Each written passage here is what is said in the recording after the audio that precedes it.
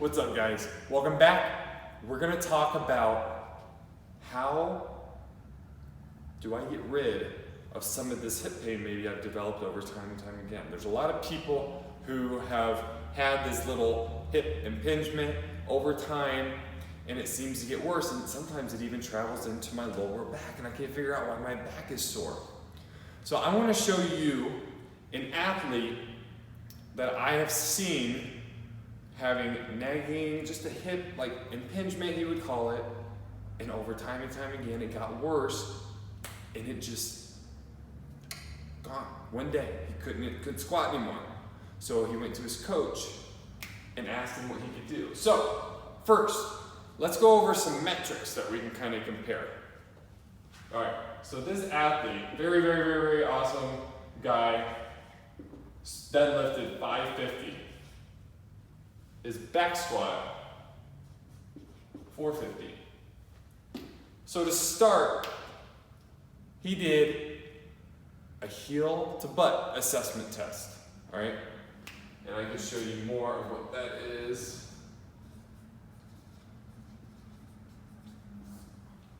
Let me show you a little bit what that looks like here. All right, so I'm gonna come over here. I'm gonna get down.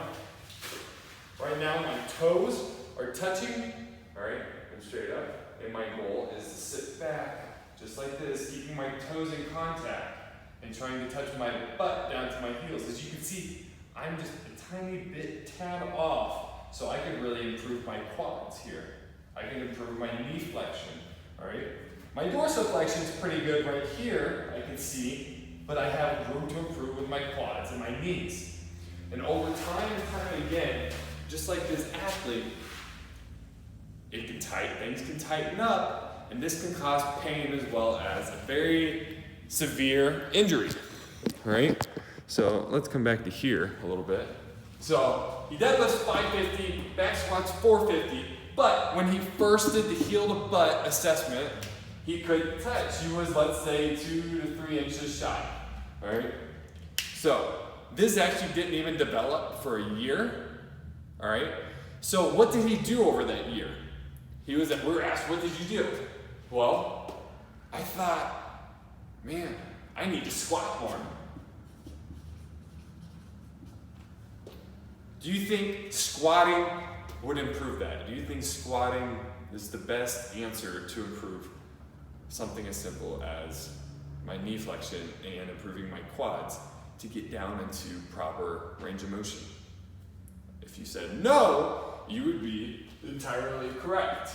So the more he squatted, actually, the more his dysfunctions, his anatomical dysfunctions, got worse, all right?